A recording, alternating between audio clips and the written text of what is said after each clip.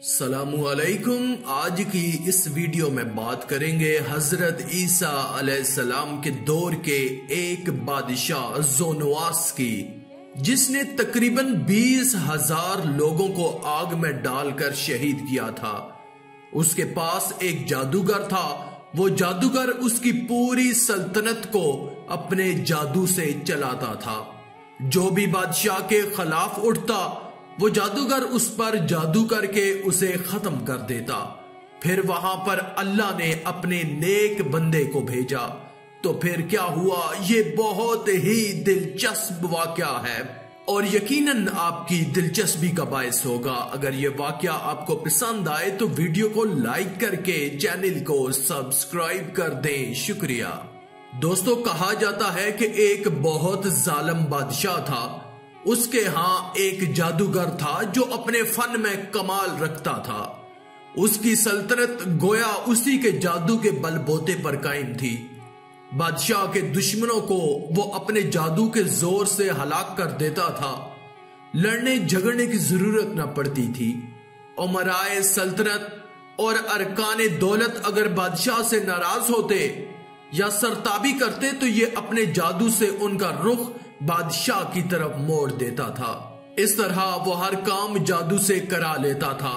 जब वो जादूगर बूढ़ा हो गया और उसको अपनी जिंदगी से नाउम्मीदी हुई तो उसने बादशाह से अर्ज किया कि मैं बूढ़ा हो गया हूं, मेरी उम्र अखीर होने को है।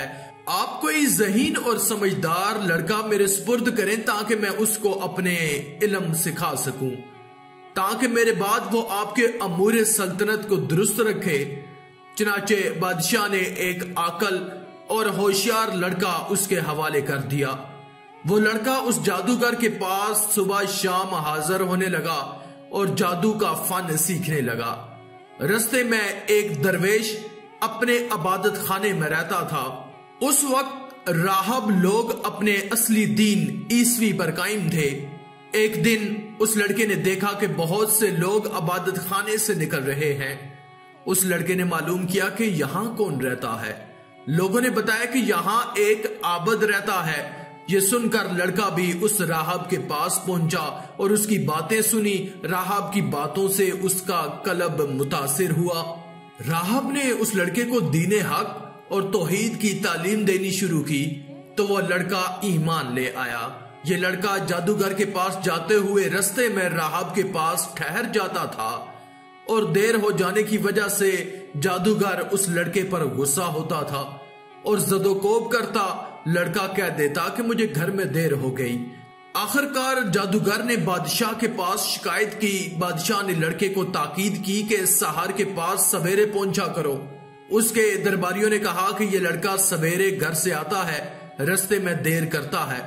तो बादशाह और सहारों ने यह ख्याल किया कि खेल में लग जाता होगा, इसलिए दोनों ने लड़के को खूब तंबीह की। लेकिन लड़का दरवेश के पास जाता रहा। एक दिन यह लड़का राहब के पास से बादशाह की तरफ वापस हो रहा था कि क्या देखता है कि एक अजदहे ने रास्ता रोक रखा है। लोग इधर उधर दोनों तरफ रुके खड़े हैं। लड़के ने दिल में ख्याल किया कि आज इम्तिहान लेता हूं कि राहब हक पर है या जादूगर हक पर है। यह ख्याल करके उसने एक पत्थर उठाया और यह कहकर उठाया कि ऐ खुदा, अगर इस राहब का मजहब हक है तो इस पत्थर से उस जानवर को हलाक फरमा। और वह पत्थर उसको मार दिया और वो जानवर उससे फौरन हलाक हो गया। लोगों ने यह वाकया देखा तो कहने लगे कि इसको जादूगरी में कमाल हासिल हो गया है। लड़के की हर तरफ तारीफ होने लगी और उसकी खूब शोहरत हुई। आहिस्ता आहिस्ता यह खबर राहब तक भी पहुंच गई। उसने लड़के को तन्हाई में बुलाकर कहा, बेटा, तुझको अल्लाह ताला ने बुजुर्गी और कमाल से नवाजा है। मैं जानता हूं कि तेरा मर्तबा बहुत बुलंद होगा और तू किसी आजमाइश में मुब्तला होगा, लेकिन याद रखना मैं बहुत कमजोर और बूढ़ा हूं, किसी को मेरा पता ना देना। लड़के से कोलो करार लेकर राहब मुतमईन हो गया। अब राहब की सोबत और इंजील मुकद्दस की तलावत व इत्तबा की बरकत से हक ताला ने उस लड़के को वलायत उज़्मा से नवाजा।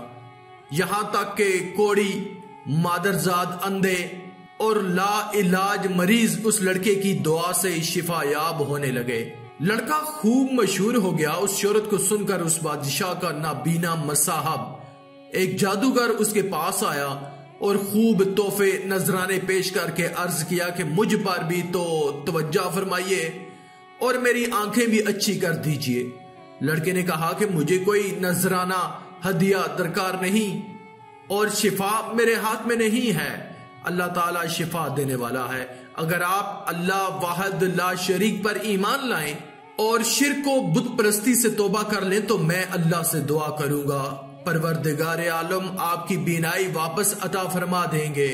वो अंधा उसी मजलिस में मुशर्रफ बा ईमान हुआ और लड़के ने दुआ की और उसकी आंखें रोशन हो गईं। मामूल के मुताबिक जब ये शख्स बादशाह की मजलिस में हाजिर हुआ तो बादशाह को उसकी बीनाई पर ताज्जुब हुआ।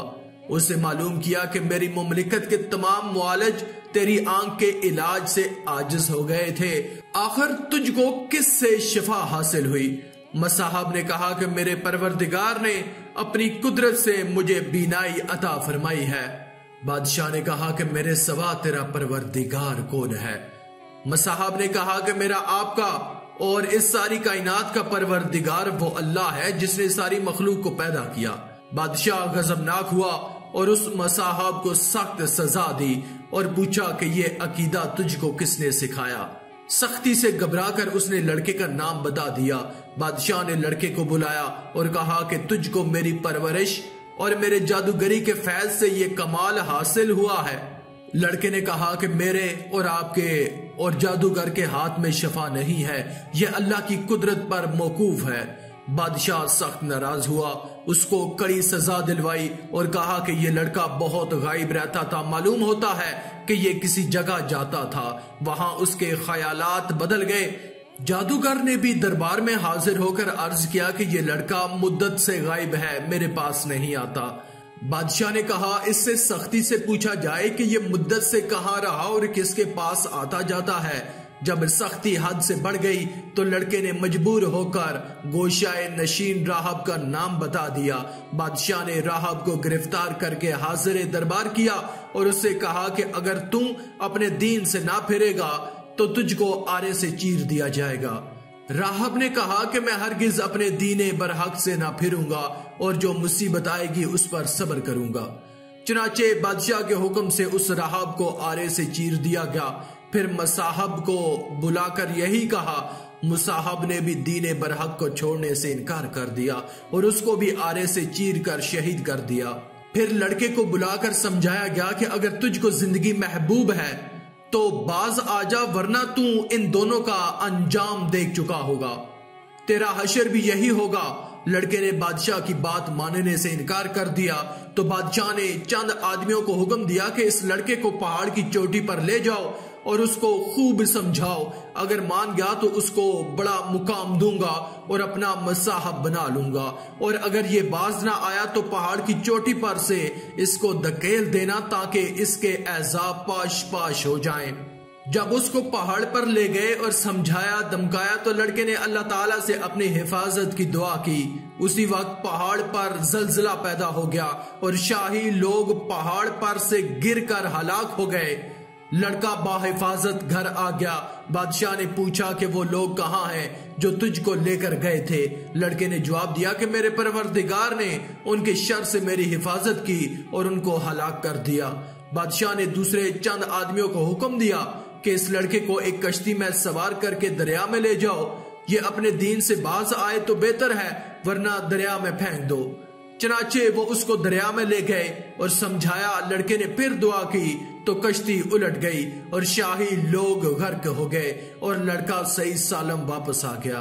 बादशाह ने माजरा पूछा तो लड़के ने पूरा किस्सा बयान कर दिया और उस लड़के ने कहा कि ऐ बादशाह, तू मुझे मार नहीं सकता, हाँ तुझको मेरा कत्ल ही मकसूद है तो उसकी तदबीर मैं बताता हूँ। अगर वो तदबीर इख्तियार करेगा तो तू मुझको मार सकेगा। बादशाह ने तदबीर पूछी तो लड़के ने कहा कि इस शहर के तमाम लोगों को शहर से बाहर एक मैदान में जमा कर ले और मुझको सूली पर चढ़ाकर एक तीर निकाल और बिस्मिल्लाह रब्बे हाज़ल गुलाम कहकर वो तीर मुझको मार। तो मैं मर जाऊंगा। बादशाह ने यही किया तो तीर उस लड़के की कनपटी पर लगा। उस लड़के ने अपना हाथ कनपटी पर रख लिया और ये कहता हुआ शहीद हो गया कि मैं अपने परवरदिगार के नाम पर शहीद होकर कामयाब हो गया हूं। इस वाक़े को देखने के बाद बादशाह के दरबारियों ने कहा कि आपने उन तीनों को हलाक कर दिया है जो आपके मजहब के खिलाफ थे, मगर अब तो सब ही लोग आपके खिलाफ हो गए। ये बात सुनकर बादशाह नहायत गजबनाक हुआ और शर्मिंदगी से चला उठा और खंदकें खुदवाकर उसमें आग दहकाने का हुक्म दे दिया। चनाचे खंदक में आग दहकाई गई। उसके किनारे पर याने सल्तनत की कुर्सियां बिछाकर बैठ गए और सबको हाजिर होने का हुक्म दिया और कारिंदों से कहा कि सबसे मालूम करो जो अपने दीन से ना फिरे उसको आग में डाल दो। चुनाचे शाही फरमान के मुताबिक ईमान वालों को आग में डालना शुरू किया गया, यहाँ तक कि एक ऐसी औरत को भी लाया गया जिसकी गोद में बच्चा था। औरत को जब आग में डालने लगे तो वो हिचकिचाई। बादशाह ने कहा कि औरत को रहने दो, पहले उसके बच्चे को आग में डाल दो, शायद इस तरह वो अपने ईमान से वापस हो जाए। चनाचे उसके बच्चे को आग में फेंक दिया गया। बच्चे ने बुलंद आवाज से कहा, अम्मा जी आप सब्र करें, बिला घबराहट बिस्मिल्लाह पढ़कर आग में कूद पड़ो, ये आग गुलो गुलजार बन जाएगी। औरत ये सुनकर बगैर किसी घबराहट के आग में कूद गई और वो आग ऐसी भड़की कि उसने बादशाह और उसके मुसाहिबीन को, जो के कुर्सियों पर बैठे मजलूमों को जलने का तमाशा देख रहे थे, सब के सब जलकर खाक हो गए। हजरत रबी बिन अनस रज़ी अल्लाह ताला अन्हु फरमाते हैं कि अल्लाह ताला ने उन मुसलमानों के आग में गिरने से पहले ही उनकी रूह कब्ज कर ली थी। इस तरह उनको उस आग की तकलीफ से अल्लाह ने महफूज रखा। मोहम्मद बिन इसहाक रहमतुल्लाह इस वाक़े को बहुत तफसील से जिक्र करते हैं और उस लड़के का नाम अब्दुल्ला बिन तामर बताया है और यह भी लिखा है कि यह वाक़या यमन के शहर नजरान में पेश आया था और इस हादसे में उस जालिम बादशाह ज़ोनवास ने तकरीबन 20,000 आदमियों को आग में डालकर शहीद किया था। इस बारे में दूसरे भी अकवाल हैं। मोहम्मद इसहाक की रिवायत में यह भी है कि यह लड़का अब्दुल्ला बिन तामर जिस मुकाम में मदफून था, हजरत उमर फारूक रजी अल्लाह ताला अन्हो के दौरे खिलाफत में इत्तेफाक से किसी जरूरत की बना पर वो जमीन खोदी गई तो उसमें अब्दुल्ला बिन तामर की लाश सही सालम इस तरह बरामद हुई कि वो बैठे हुए थे और उसका हाथ अपनी कनपट्टी पर रखा हुआ था। किसी देखने वाले ने उनका हाथ जगह से हटाया तो खून जारी हो गया, फिर वो हाथ उसी जगह रख दिया गया तो खून बंद हो गया। उस अब्दुल्ला बिन तामर के हाथ में एक अंगूठी थी जिस पर अल्लाह रब्बी कुंदा था। आमले यमन ने इस वाक़े की इतला फौरन हजरत उमर फारूक को दी। हजरत फारूक आजम ने जवाब में लिखा कि उनको उनकी साबका हालत पर अंगूठी समेत दफन करो। चनाचे ऐसा ही किया गया। इस वाक़े से हमें यह सबक मिलता है कि ईमान पर जब इस्तकामत के साथ इंसान डट जाए तो यकीनन अल्लाह की मदद आती है। लिहाजा वक्ती आजमाइशों से नहीं घबराना चाहिए बल्कि ईमानी इस्तकामत का मुजाहिरा करना चाहिए, चाहे उसके लिए जान ही क्यों ना देनी पड़े। अल्लाह ताला इस वाक़े से सबक हासिल करके ईमान पर इस्तकामत से कायम रहने की तौफीक अता फरमाए। आमीन या रब्बल आलमीन। आज की इस वीडियो में था बस इतना ही। मजीद इस्लामी वीडियोस हासिल करने के लिए अल्लाह की कुदरत चैनल को सब्सक्राइब कर दें और साथ में मौजूद बेल के आइकन को दबाकर ऑल पर क्लिक कर दें। शुक्रिया।